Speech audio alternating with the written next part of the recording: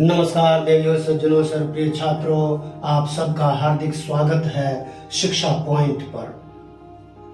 Anger management, क्रोध का प्रबंधन।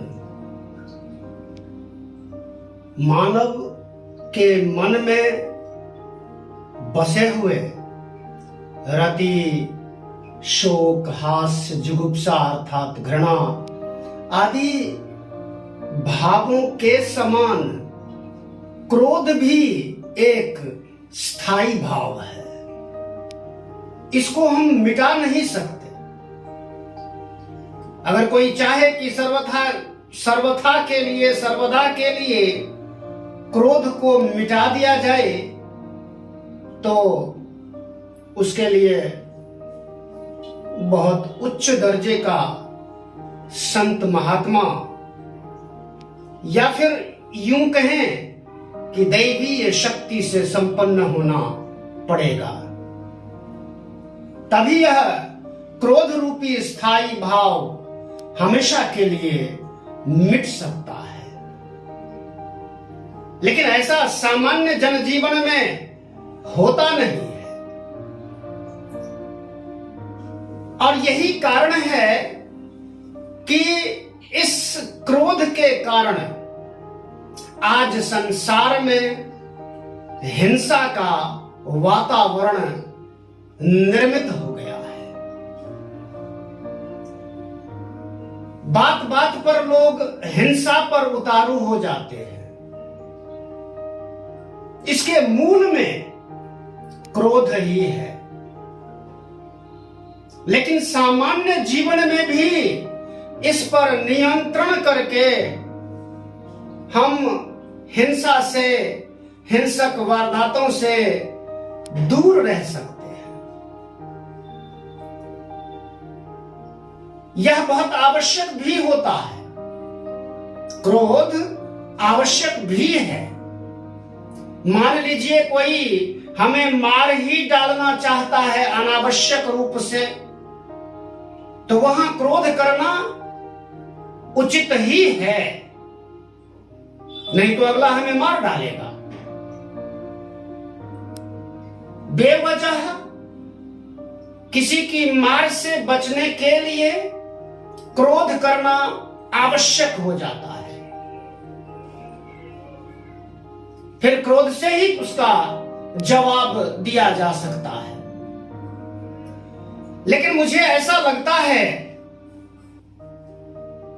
कि क्रोध न करके भी हम क्रोधी व्यक्ति को शांत कर सकते हैं। उसके लिए महात्मा बुद्ध जैसी शक्ति होनी चाहिए। अंगुलीमाल डाकू के सामने जब वो पड़े थे तो वो कुपित हो गया था। कौन है, ठहर जा। वो तो हिंसा के लिए जाना जाता था। उसके सामने जो भी व्यक्ति पड़ा जिंदा नहीं रहा। लेकिन गौतम बुद्ध न सिर्फ जीवित रहे अपितु सदा के लिए अंगुलीमाल डाकू को अपना शिष्य बना लिया। मैं तो ठहर गया, तू कब ठहरेगा? यह जो तू कब ठहरेगा, यह जो वाक्य था, यह वाक्य विद्युत की गति से अंगुलीमाल के दिमाग में बैठ गई कि ये वाक्य तो सिर्फ और सिर्फ मुझ पर ही चरितार्थ होता है, क्योंकि मैं हिंसा के पथ पर हूं, मैं क्रोध में जी रहा हूं। और ऐसी समझ आते ही वह अंगुलीमाल डाकू, कुख्यात डाकू, दुर्दांत डाकू बुद्ध के चरणों में गिर पड़ा और हमेशा के लिए उनका शिष्यत्व ग्रहण कर लिया। जीवन ही बदल गया। एक ये भी स्थिति है इस स्थिति को पाने के लिए मन से क्रोध रूपी भाव को समाप्त करना होगा। आए दिन बेवजह लोग सड़कों पे लड़ते हुए दिखते हैं। गली मोहल्लों में बात बात पर कार पार्किंग को लेकर के, अवैध कब्जे को लेकर के, छोटी छोटी बात पर लोग क्रोधी हो जाते हैं, हिंसक हो जाते हैं। उनसे उन स्थितियों से बचने की आवश्यकता है, सबको बचने की आवश्यकता है।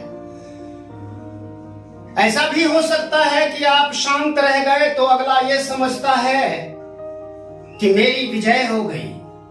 ठीक है, जब वो यह समझेगा कि मेरी विजय हो गई तो वह समझ घमंड की समझ होगी और वह उसका घमंड और पुष्ट होगा। तो उसके घमंड की पुष्टि से अगर मेरी संतुष्टि हो जाए, मैं भी तो एक भावों में होऊंगा, एक विचारों में होऊंगा, भावों और विचारों में होऊंगा, तो किसी का क्रोध मुझे क्रोधित नहीं कर सकेगा। तब तक नहीं कर सकेगा जब तक बस मार डालने की स्थिति न आ जाए। इस बात को समझते हुए ये तो क्रोध के लाभ की स्थिति है, जहां हमें कोई मारना चाहता है और हम हिंसक हो जाएं और अपने को बचा जाएं, अपने को बचा लें, सुरक्षित रख लें। मुझे लगता है कि यही एक लाभ की स्थिति हो सकती है क्रोध की। अन्यथा क्रोध के अनेक दुष्परिणाम ही होते हैं। आज संसार में जितनी भी हिंसक घटनाएं हो रही हैं, वो क्यों हो रही हैं? मानव को मार काट करने में लगा हुआ है, मारने में लगा हुआ है। विश्व के अनेक देश हिंसाग्रस्त देश हैं, हिंसा के लिए जाने जाते हैं। वो अपने ही लोगों का खून करते हैं। क्या कारण है? उसका एकमात्र कारण है, मनोजगत में कहीं पर संतुष्टि नाम की वस्तु है नहीं। वो 24/7 हिंसा के बारे में ही सोचते रहते हैं। हिंसक वारदातों के लिए फिल्मी जगत भी जिम्मेदार है। हिंसा से संबंधित फिल्में दिखाई जा रही हैं, दृश्य दिखाए जा रहे हैं। उन दृश्यों को देखकर हमारे युवाओं के मन पर, देखने वालों के मन पर जो भाव उत्पन्न हो रहे हैं वे अच्छे नहीं हैं, बहुत ही बुरे हैं। ये तो अच्छा है कि मन में चलने वाले भाव और विचार दिखते नहीं हैं, नहीं तो हिंसा की घटनाएं तो बहुत ज्यादा हो जाएंगी। तो क्रोध को आज देखते हैं, क्रोध के कारण ही भीड़, जो उग्र भीड़ होती है, वो सरकारी संपत्तियों पर टूट पड़ती है, निरपराध लोगों पर टूट पड़ती है। हत्या, आगजनी, तमाम ऐसी घटनाओं को अंजाम देती है भीड़, क्योंकि उसका कोई तंत्र होता नहीं है। केवल और केवल एक ही तंत्र है भीड़ तंत्र का, और वह है क्रोध, असंतोष, घृणा। ऐसा माहौल जब बनता है, ऐसा वातावरण जब बनता है, तो हिंसा होती ही है। लेकिन हर व्यक्ति अगर यह सोचे कि क्रोध आता क्यों है, क्रोध एक आवेग से शुरू होता है जो बहुत ही क्षणिक होता है। स्थायी भाव जितने भी हैं मनोजगत में, वो स्थायी तो हैं, लेकिन वो जागृत नहीं होते हमेशा के लिए, वो सुषुप्ता की अवस्था में होते हैं। जब वे जागृत होते हैं तब वैसे वैसे दृश्य, वैसी वैसी गतिविधियां मानव करता है। उस संवेग को, क्षणिक जो संवेग है, वह जो संवेगात्मक स्थिति है, उसको अगर रोक लिया जाए, कहते हैं ना क्रोध को पी लिया जाए, तो अनर्थकारी स्थिति से हम बच सकते हैं। उसका बचने का एकमात्र तरीका है, और भी तरीके हो सकते हैं, विद्वान लोग तो बहुत सारे तरीके गिनाते हैं कि क्रोध की स्थिति से दूर हो जाओ, थोड़ा पानी पी लो, लंबी सांसें खींच लो,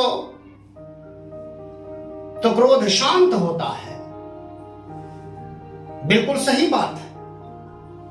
क्रोध को शांत करने के लिए हमें उस स्थिति से अपने मनोजगत को दूसरी स्थिति में ले जाना होगा, ले ही जाना पड़ता है, तभी हम उससे बच सकते हैं। नहीं तो बचने का अन्य कोई मार्ग थोड़े है। क्रोध आया और मन में जो भी आया हमने कर डाला, तो वो जो क्षणिक संवेग है, उस संवेग को रोक करके क्रोध से बचा जा सकता है।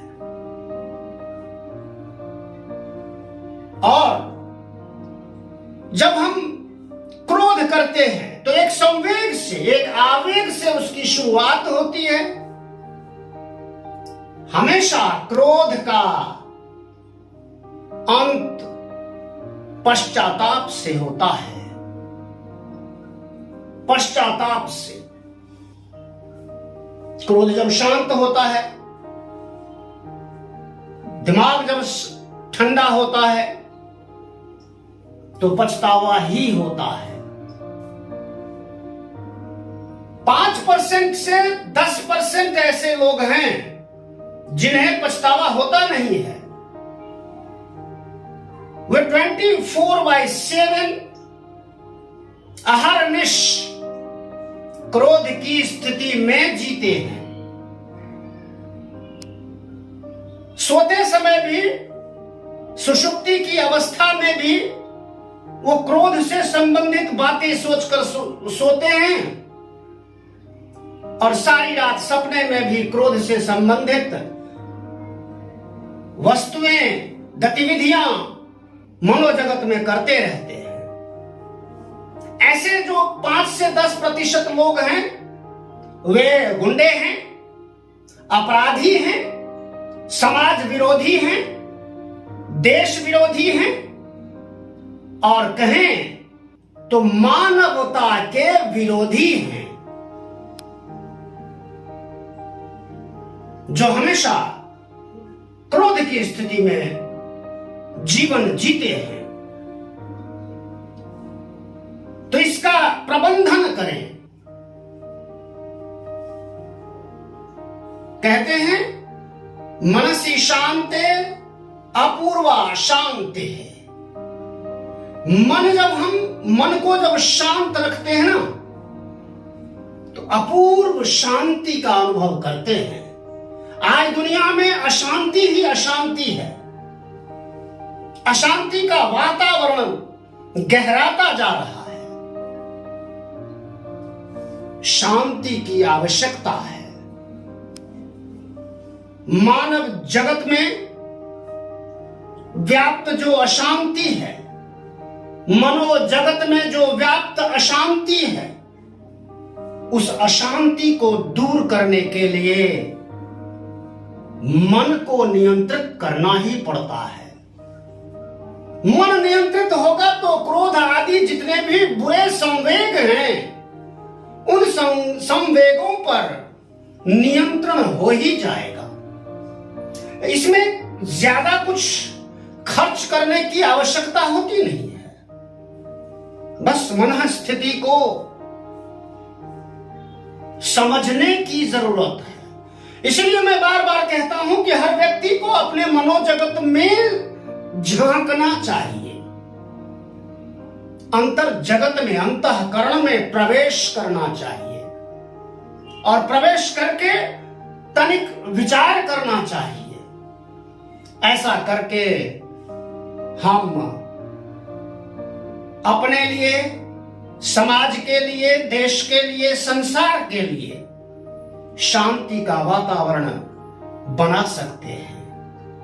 जब अपने जीवन में शांति होगी, परिवार में शांति होगी, देश में शांति होगी, हर व्यक्ति यह सोचे कि मैं, सारे के सारे लोग अगर अशांति है तो मैं शांत हो जाऊं तो एक तो कम हो जाऊंगा। इस तरह की स्थिति है, इस तरह की सोच अगर सभी में हो जाए तो अशांति, हिंसा, क्रोध आदि की स्थिति कभी नहीं होगी। इसको समझ करके अपने जीवन को उन्नत बनाने का प्रयास हो, मानवता का प्रचार प्रसार हो, मानवीय मूल्य बहुत महत्वपूर्ण होते हैं। उन मूल्यों को बचाने की आवश्यकता है ही, बचाना ही पड़ेगा। उसके लिए हमारे दर्शन में, हमारे शास्त्रों में, हमारे जीवन दर्शन में, हमारी सभ्यता में, संस्कृति में बहुत से तत्व हैं जिन तत्वों का अन्वेषण करके, जिन तथ्यों का अन्वेषण करके दुनिया लाभान्वित हो सकती है। न सिर्फ हम अपने लिए लाभकारी हों, अपितु दूसरों के लिए लाभकारी हो जाएं। यही महत्वपूर्ण बात है। एक बार फिर से क्रोध को नियंत्रित करके, उसका प्रबंधन करके जीवन यापन करने का संदेश है। अभी तक जिन लोगों ने चैनल को सब्सक्राइब नहीं किया है लेकिन वीडियोस देखते हैं, तो उनसे आग्रह है कि चैनल को सब्सक्राइब कीजिए, लाइक, शेयर, कमेंट कीजिए और बेल आइकन को भी दबा दीजिए। आपका बहुत धन्यवाद। नमस्कार। जय हिंद, जय भारत, जय भारती।